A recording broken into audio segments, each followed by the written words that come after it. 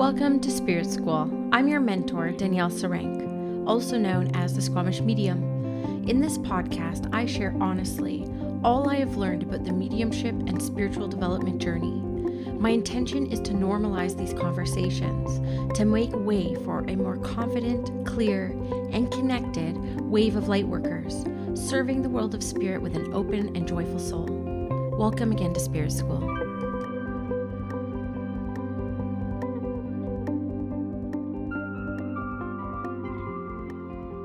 Hello, everyone, and welcome back to Spirit School. I'm excited to be here for another episode on a topic I have been wanting to talk about for the past year.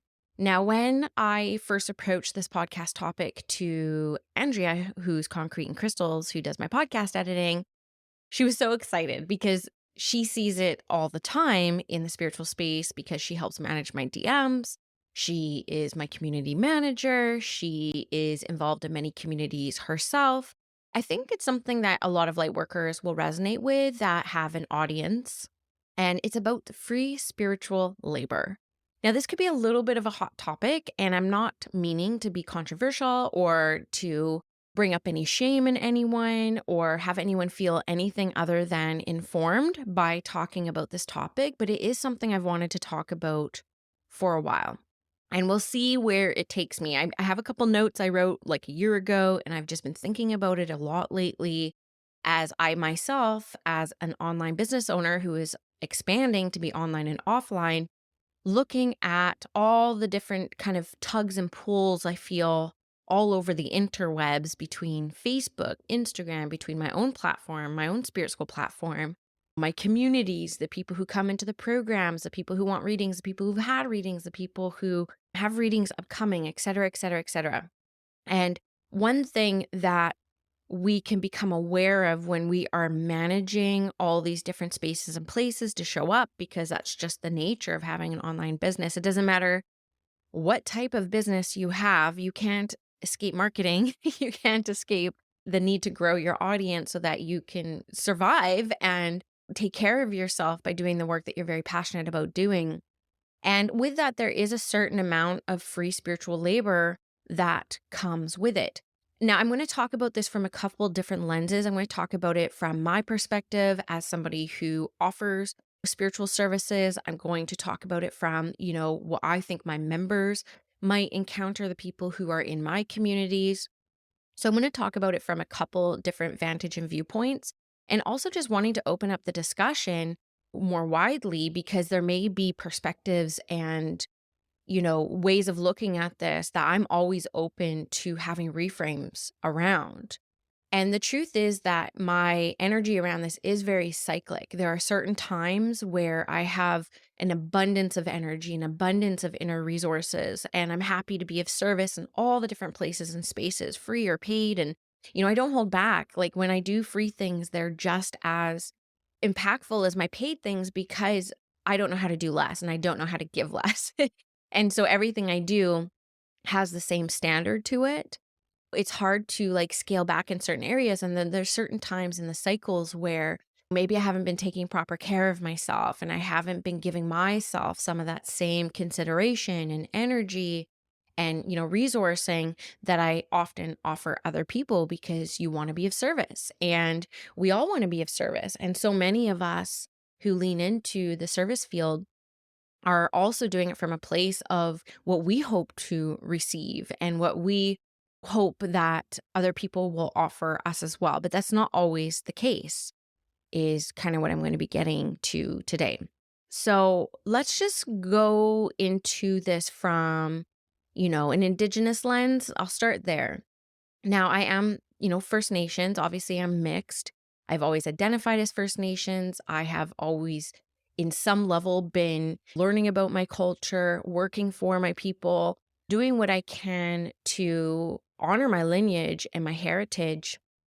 And one of the ways that I serve as somebody who really lives in both worlds is I don't withstand any racism online, right? I promise you this is getting somewhere. So a couple years ago, when I was really immersed in the First Nations culture because I was working in First Nations healthcare for almost a decade, I was very immersed in the culture, in the advocacy for bettering the health system and bettering health disparities between Indigenous and non-Indigenous people in Canada. And I was very passionate about the work and I loved it. And for a long time, when I started developing my mediumship, I never in a million years thought I would have left that line of work because I was that passionate about it. And my grandmother actually passed away as a full Indigenous woman who suffered really severe health issues. There was a lot of confusion about her passing and if there was malpractice and, did she receive the best care possible because she was a First Nations person. I remember last year when my brother almost died and went to the hospital. That was one thing we were really worried about was like, how is he going to be treated? Is he going to be treated, with equal value as somebody who is like non-Indigenous, non-identified as Indigenous, et cetera, et cetera. Those are the things that we have to think about when we live in this world. And so one of the ways that I try my best, especially a couple years ago, to show up and be a voice for my ancestors and for my people was to shut down any racism against Indigenous people that I see online. And in Squamish, we have a newspaper called the Squamish Chief. And I was shocked a couple years ago, and it still happens today. My assistant Danielle actually wrote them a couple weeks ago because one thing they do is they don't upstand any racism. They don't check it. They don't block it. They don't shut it down. Everyone just bystands and lets racism fester and grow. And people who make really ignorant, and that's all it is just ignorant comments, it goes completely unchecked. So I took it upon myself quite a few years ago to not leave any racism that I saw online against Indigenous people unchecked. I would check it. I would educate as much as possible. I may be a little bit snarky for sure, but also offering a resource or a different perspective, of course, which when somebody wants to be ignorant, they will be ignorant, right? But I started to notice that a lot of people who were born in community, who identify more as like full First Nations or, more First Nations than me because I am mixed, wouldn't be participating in some of that dialogue and that conversation. And I didn't think too much about it until a couple years had passed. And I started to find myself drained. I started to find myself looking at some of these posts and realizing, what's the point? Like, am I going to jack up my nervous system and like relive this anger and the oppression that like my family and that people still face today for the color of their skin and where they are born and the circumstances that Canada has created for them? And I started to notice that it felt very laborious.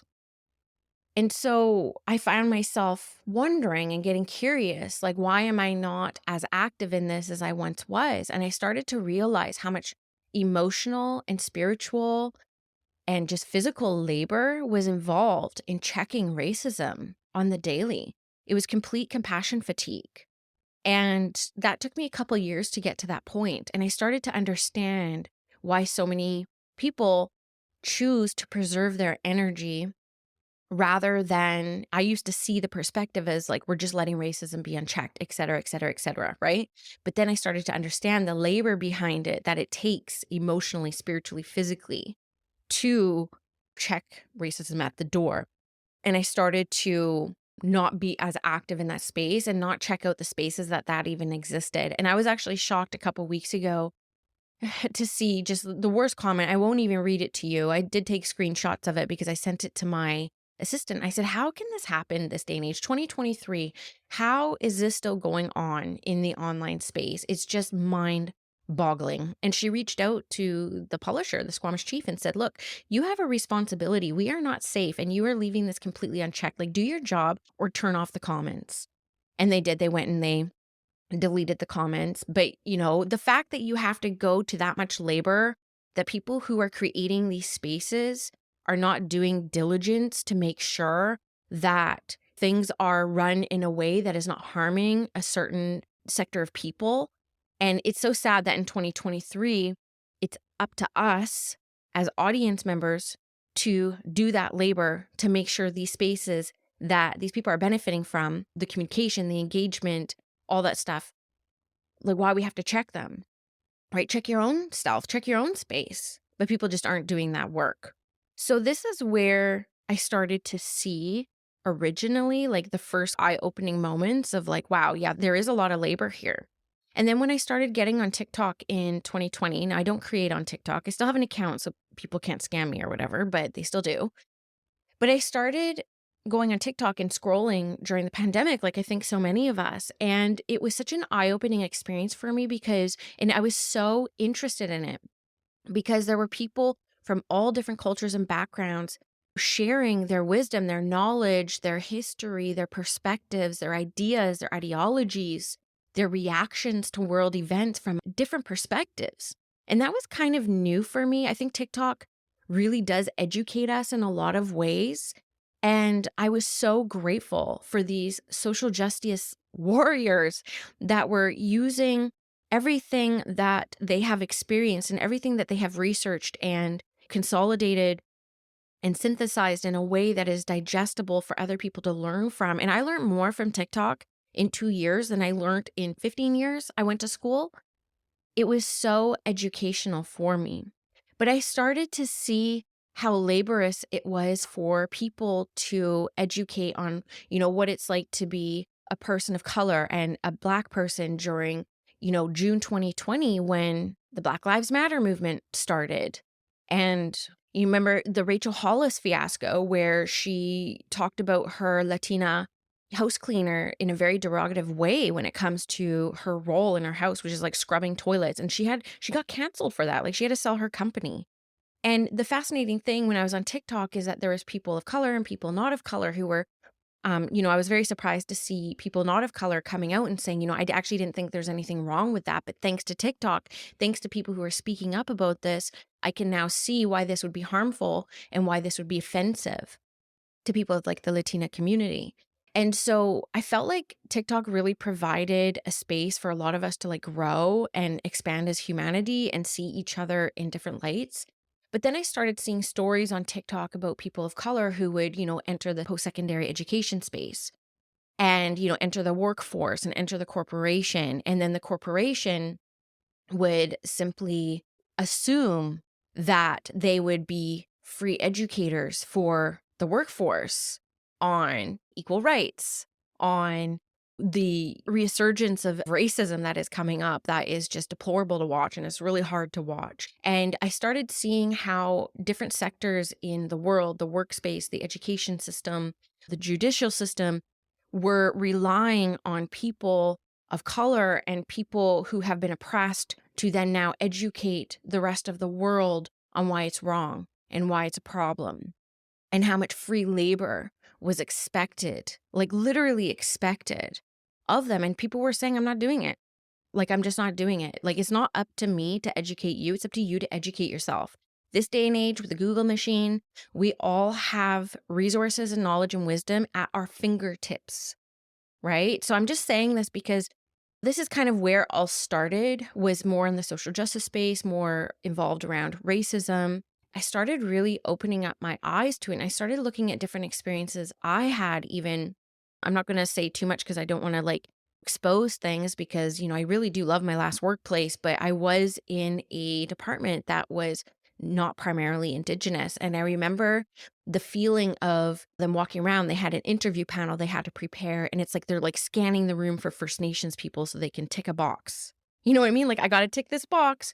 We got to say that we did this. And it's like super bare minimum, just absolutely bare minimum. And even from an Indigenous perspective, it's like when we have these cultural acknowledgements and these like land acknowledgements, and if you're in a big group, they will look to the Indigenous person to say, hey, can you welcome us to the land? Can you open this up in a culturally safe way, et cetera, without like an honorarium or without any kind of compensation, and just wanting to do the bare minimum to combat racism and be inclusive, but expecting free labor of Indigenous people to educate them and open up the space in a cultural way, again, without any kind of honorarium or financial acknowledgement.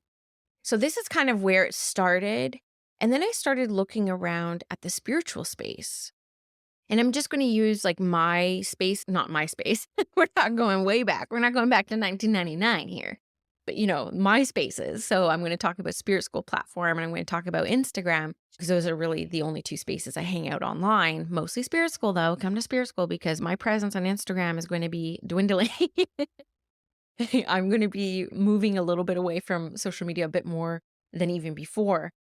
Totally different episode on that. But I started looking at what I was up against with Instagram. I'm going to use that as like a first example. And I started seeing about all the free labor that Instagram was really asking of us as people who are on the platform, right? So we look at different trends, we look at different hashtags, we look at things that they're prioritizing and pushing through. And they're basically saying, we want this to be the most engaging app. We don't want people to turn it off. The more accounts that are on here, the more people who are scrolling, how many hours they're scrolling, the more money we make. So they started asking a lot of labor of us creators. And then when Reels came out, they're like, oh, we're only doing Reels. Well, guess what? Not everyone has the capacity. And not everyone is a visual creator. Not everyone, has the time to put together some of these Reels, which for some people, it can take like a whole day to like create like a day in the life kind of vlog. But when Instagram's saying like, that's all we're going to push, that then puts the labor on us to like keep up with the moving trends and whatever it is that they are pushing. So, okay, for some people, that's totally worth it. And for other people, it's complete fun. They're like, oh my God, I love this. This is like the best thing. And in truth, like I've never hit Instagram Reels. I've never surfed them. I've never scrolled them. But of course, I did scroll TikTok and I was very appreciative of the people who were taking time to create some of the content. And I was very, very entertained by it. But TikTok has a creator fund, right? So these people were being compensated for their virality and for the content that they're creating and getting like brand deals. And not just like the pretty and the privileged, like on Instagram, but like the everyday person, like the most average people were like making it big. And it was just so refreshing to see. And I also want to go back just a little bit about the social justice people and the people who I learned from. If you knew how much money I donated, how many people I have hired from that space because of the labor that they did, here's some examples. Okay, and then I'll promise I'll come back to the spiritual space and Instagram. It's a little bit jumbled, but this is what happens when I'm just riffing and on the fly. So I would come across someone who would talk about their, negative experiences in the spiritual space and how they felt like taken advantage of, how they felt like they were maybe scammed or overcharged or it was a bit culty. And, they're sharing their experiences and they're being very critical of the space. There were three of these kind of advocates that were speaking out against some of the toxicity that they see in the space. And I actually hired them, all three of them, over the course of 3 years to audit my business, to audit my classes, to audit my body of work, to make sure it wasn't of the same energy and experiences that they personally had, and had them critique it and offer me maybe other ways of phrasing things. As an example, there was one person who escaped two cults and was in the spiritual space and were very critical of the spiritual space. And they noticed that I said, I love you a lot to people. They're like, but do you love them? Like, is that true? Could it be considered love bombing? Could it be considered manipulative? So I actually almost fully stopped saying that in my classes because I wanted to have that perspective. And the last thing I want to create is anything kind of culty, right? Or that could be harmful in some way. So that is how I have given back to some of the people who I felt really educated me and moved me along as a spiritual entrepreneur and helped inform me on how I want to run my business.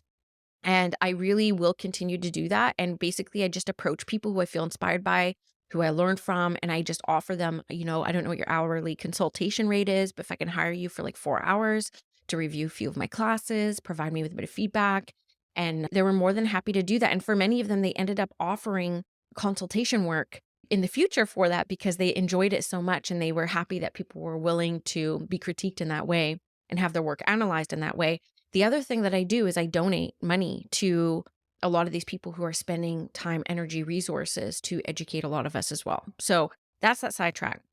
Now going back to Instagram. So when Reels first kind of came out, I tried to make a couple and like they were kind of fun and like cutesy and stuff like that, but they did take me a long time. They took me like 2 or 3 hours. As a mom of two little ones, that can really only work during school hours. Plus, I have a dog I have to walk like 3 times a day and all this stuff. Like, I just didn't have time. And I could see myself really stretching myself too much if I were to try to make that work. So I kind of had to make a conscious decision around that. So that was just like the reels. I'm going to move on to these fake impersonation accounts. Okay. And that's why I decided to hit record on this episode today, because this morning I went on a little bit of a rant on Instagram, because to give you just a very brief summary, for the past 4 years, I have had at least 4 to 7 at any given time impersonation accounts pretend to be me. They somehow have a script that can mirror my account. And so anytime I post a story, anytime I make a post, it automatically shows on their account as well. And they scam a lot of money. They approach people and the name looks just like me and the account looks just like me. And they will tell people like, oh, I have a reading available. Here's a PayPal link if you want in. And I have received some of the nastiest messages from people demanding money from me, demanding refunds. I had somebody who was very influential in my town who I thought was reaching out to me to like be friends or something. And I was so heartbroken when they messaged me to say, you scammed my friend, you didn't show up. What's the deal? And then when I tried to explain, like it just went unread. So it's like they're just walking around with this belief that I'm like a scammer. Can't even like defend myself with it or anything, you know? It's just exhausting. And this has been going on for 4 years. And so I came to a point where last year I had to ask one of my assistants, Andrea, to come in and help me with my DMs, because what happens is every time there's a fake account, which again, there's at least 4 at any given time, at least 4. Go look up Squamish Medium on Instagram and tell me how many there are. There's so many. They're relentless and they're nonstop and they're daily. And I would get, I don't know, anywhere from 20 to 80 messages a day letting me know that there's impersonation accounts against me, which again is so well intended, so sweet, and from a really good place, but really overwhelming for me because I'm a Virgo.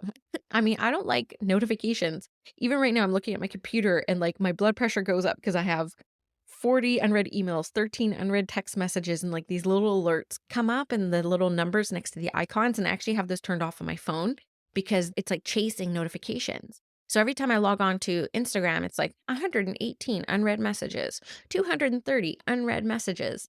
And like 80% of them are just like, hey, do you know that there's an impersonation account? And they're screenshotting. And, you know, the truth of the matter is with Instagram, and this is where the free labor is that I have to go through a process of these fake accounts block me. So I can't like link them. I have to set up a fake account just to keep my eye on them so I can get the URL for their profile and then go to a form in Meta, complete this whole form. What's your name? What's your account URL? What's your account name? What's the impersonation account URL? What's the impersonation account name?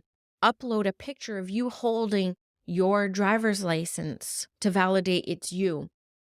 Okay, so that's the process. I have done that process. I'm not even lying to you, over 250 times at least. And I'm here to tell you that Instagram has never taken down an impersonation account, ever. And I stopped doing that because all of a sudden Meta started saying that my identity did not match my account out of nowhere. They're like, oh, sorry, your driver's license, your picture doesn't look like you. It's not you. I'm like, come on. Right. So I stopped doing that labor, going through that form. So I started just reporting the account directly from my fake account. And I would just go hit report. And 10 times out of 10, within 2 minutes, I would get a response back from Instagram saying, this account does not break community guidelines. It stays up. So all these fake accounts just stay up. It doesn't matter how much you report them. Even if you upload your driver's license, they just stay up. And so I started looking at the labor and averaging out the cost. And it cost me about $180 a month just in what I pay admin fees to manage the DM load and to manage the impersonation account reportings. And I just stopped one day. I just had a moment last year in 2022 where I started looking at all the labor around the world. You know, like I was saying at the very beginning, all the things that I was learning, what I was seeing other people were experiencing in different spaces and looking at it from my space and Instagram. And I was like, I'm not doing it anymore. I'm not doing this labor anymore. So I started telling people, just block them.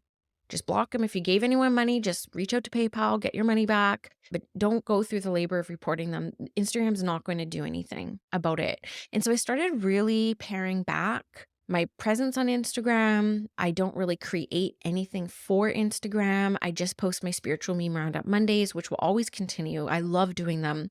And if I do ever scroll on Instagram, which is very little, it's mostly memes that I follow and mostly memes that are shown to me. So +1 for the algorithms working. I'm holding up my thumb right now as if you guys can see me. So I started looking at the free labor that I was doing on these platforms. So I was like, I'm going to create my own platform. I'm going to create over there. And just so you know, too, there's so much more coming to Spirit School coming May. I'll talk about that in the May Spirit messages, so I won't talk about that here. So I started seeing that before I came to that point last year in 2022, where I'm like, you know what? Meta doesn't care about us. Truthfully, every single account on Meta, whether it's a fake account or a real account, is dollars to them. So they have no incentive to actually shut down any of these accounts. So I started, just resisting and telling people, just block them. I'm not going to ask you to do that labor. Thank you for everything you have done already so far. And I still want to say I love private messages. I love talking to you guys. Like, please still message me.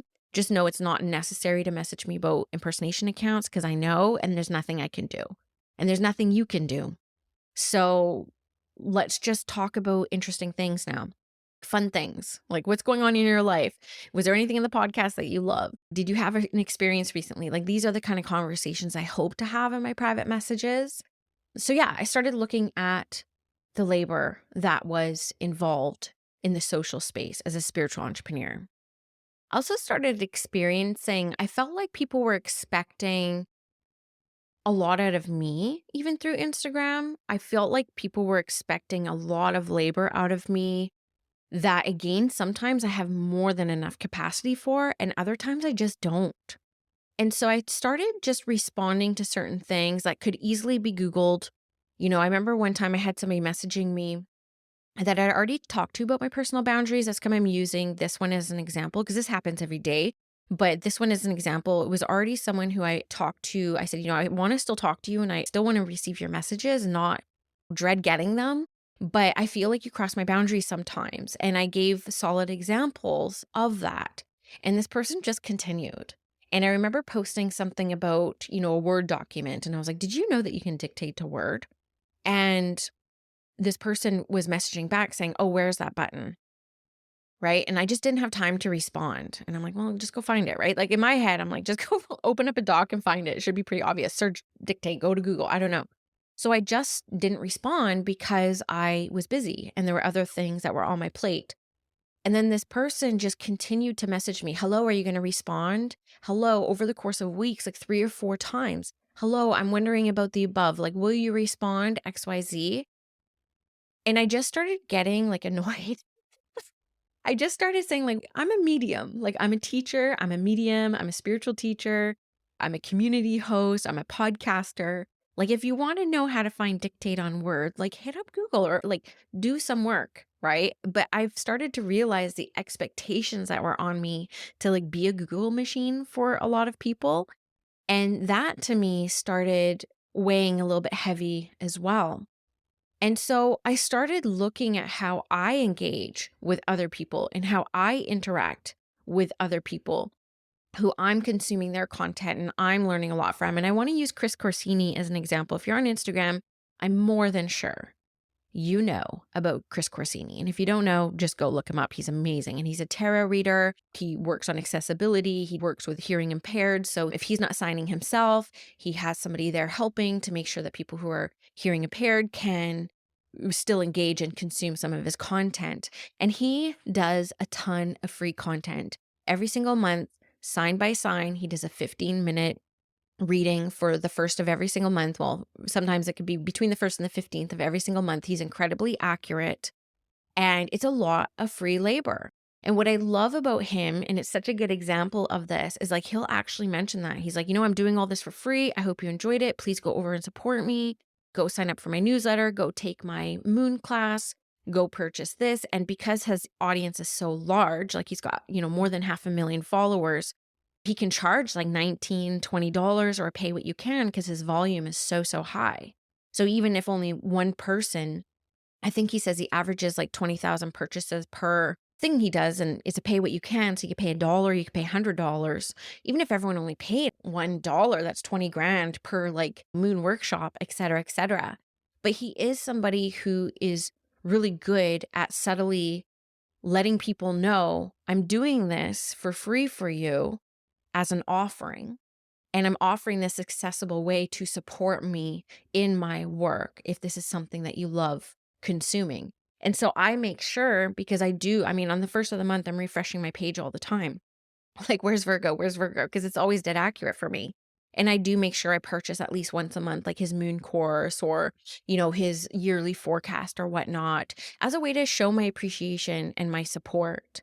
Right. And there are other ways that you can support some of your favorite creators that are not financially driven at all. Even engaging, even commenting. Or if you see a comment, whether it's in Spirit School or it's in Instagram or whatnot, if you're loving all the free content, which is pretty much just this podcast and whatever I put out in Spirit School right now, but that's going to be shifting too. There's going to be a lot more free content coming because I'm building my team. I'm bringing some people on board and I'm going to have a lot more space to be able to do that because I've been so in the back end of my business building Spirit School, the physical school. It's been wild. But there's going to be a lot more coming. But that is a way that you can give back to some of your favorite creators, is like just engaging. And if you see someone asking a question in the comments, like helping respond, because a lot of us who have, I don't have as nearly as large an audience as Chris Corsini. I think mine's at like 40,000 between all the different platforms. It can be busy to see things and I can't respond to every single comment, every person. So that's just another way that you can support some of your favorite creators who are doing a lot of free spiritual labor as well.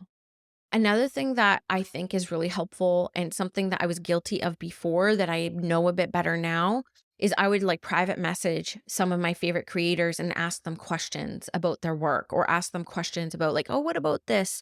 Da da da da da. And, very rarely would I ever get a response, but I started asking it publicly. So I started asking in the comment section or in their platform or on their group pages. And the reason why that is so beneficial is because if I'm asking that and I'm curious about that, I know other people are going to be curious about that as well. So if I post it publicly and then they can respond publicly, more people are going to get that wisdom and that knowledge. So one of the things I do for the initiation is I tell people, like, I'm happy you are all here.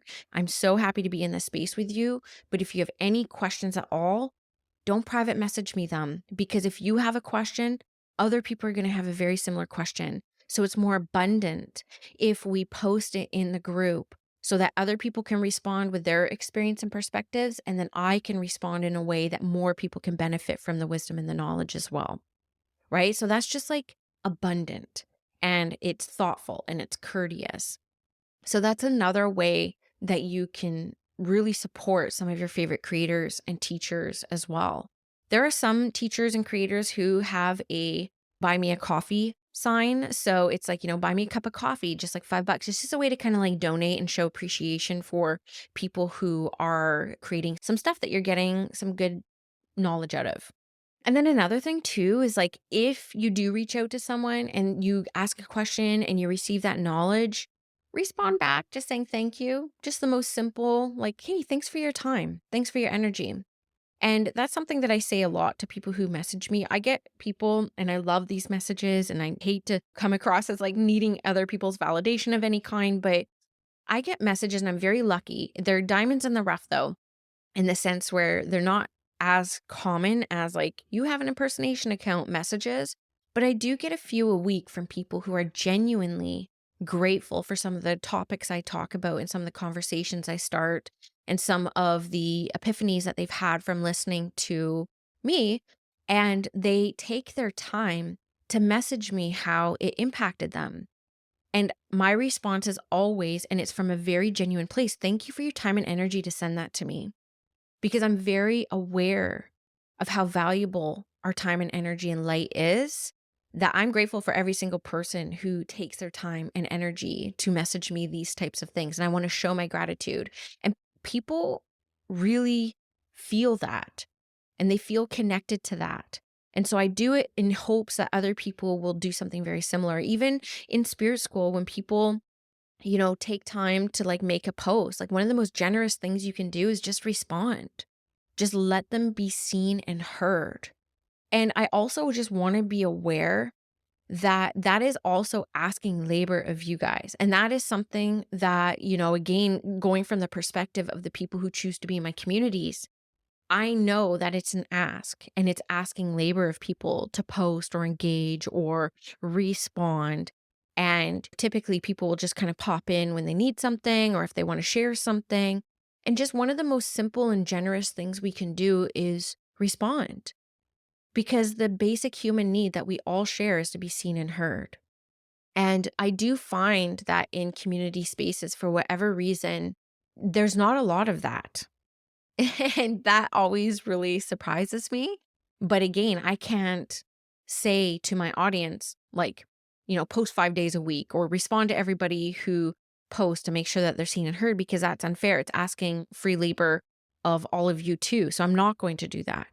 But what I am going to offer is maybe just considering, how can we be more reciprocal in the spaces that we occupy, in the spaces that we choose to be? How can we show up in the energy of reciprocity, generosity, consideration, expansion? Just something to think about. Just something to think about. As creators, I was in the trauma of money community, who is also a mighty, and I just love it. And I know how much work Chantal, who runs the Trauma of Money program, it's her program essentially. I know how much work that woman is putting towards everything that she does. I mean, what I do is nothing in comparison to what she does when it comes to how she runs that program. It's the best program I've ever taken. If you have troubles with money, go check it out. And she will make all these posts and like all this effort to educate and inform, and nothing, like not a heart, not a comment. And so just knowing that, I will go out of my way to make sure I heart and engage and just say thank you. I know how much work it was to put this together. I really, really appreciate it. And it's the most simple thing to do that only takes a second. And if you knew the life force that gives somebody who's creating something, it's just generous and it's just abundant and it's expansive. So it's just something to consider as you're in community with other people. You wouldn't sit in a circle with people and they pour their heart out or they share something intimate and then just like look at them blankly. Like, well, what are you going to do next? Do you have another trick? Is there something else you can offer? It's just shocking that we do that in the online space as well. But what do I know? What do I know? This is just a rant. This is just something I've wanted to talk about for a while. I tell people when they're in the initiation that, one of the biggest currencies that I get is like your energy. It's like your experiences. It's hearing what's going on in your world, hearing what happened in your session, hearing what happened well and what didn't happen well. All of that information, all of that energy that you put into sharing your experiences fuels me. If I could charge for my sessions just to get feedback, just to get what you're experiencing, and if I could pay my mortgage and buy my groceries off the energy that I get from seeing what's going on in your world when you are consuming my teachings, that would be the exchange. That would 100% be the exchange that would keep me feeling fulfilled every time. But society has declared we need money. We need money, money, money, money, money to survive, to even like thrive in any way. So that unfortunately is one of the currencies that we are currently exchanging. But for me, I get more fulfillment from knowing what my people are going through and what they're experiencing, the good, the bad, the ugly, the celebratory. That to me is enough to keep me going and fueling me. And I wish money did that to me. I would probably, be a bit of a better business person if it did, but it's not. It's the engagement. It's the understanding what's happening in people's world. So, again, I don't want to put it on people who are listening to this being like, come engage and like do this labor so that I feel good. It's not about that. It's just about considering all of this and just maybe taking an audit for yourself of how you're showing up in community and spaces. Are you showing up just to extract what you can and continue to extract, or are you there to change the game? Are you there to change the landscape of how we engage with each other in online spaces? Are you here to create a culture that you are proud to be a part of? And, doing whatever effort it takes to create that culture that can only be created by the people involved in it, right? Like Spirit School has me as like a head and has me as kind of like this guiding force, but the people in the community are the culture, right? So what role do you want to have in the building of this culture, in the building of a spiritual community that is not just extracting free labor where we can and trying to get like the most out of every single person we encounter, but like offering some sort of reciprocity so that there's a mutual exchange of energy. And I'm telling you right now, for me, and I don't know how other people feel about this, you have to ask them. But for me, it's like, what's going on in your world? What have you tried recently? How did it go? Did you get any feedback? Have you gotten a tip yet? Did you have to give a refund? And did you get back into work? These are the things I'm dead curious about. Are you feeling the full moon energy? Like, what's happening? Like, it's a genuine curiosity. And sometimes as creators, and I know people who create on social media as well, who get like no comments and like 4 likes, feel like that too. It's like, is my baby ugly? Like, what's happening? And then what goes on in people's minds that they just can't drop a heart or they just can't drop a comment and like give a little bit of energy to somebody who took so much time to just create something. And to me, it's just the most simplest way of engaging with each other and just showing any kind of resemblance of reciprocity, which I think is one of the major reasons why we're suffering as a society right now.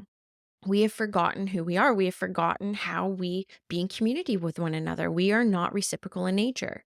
We are in a phase of our humanity where it's every person for themselves.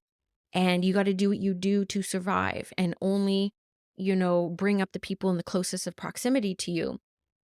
And when we look at, and I'm going to end this from the Indigenous perspective again, when we talk about things like land back, right? We talk about reparations around giving the land back to Indigenous people. It's not about, get your house off my land. This is mine now. It's about that reciprocity that was lost. It's about the stewardship that the Indigenous people were awarded by Mother Earth well before colonization because they understood the laws of reciprocity, what Mother Earth needed, because she gives us so much.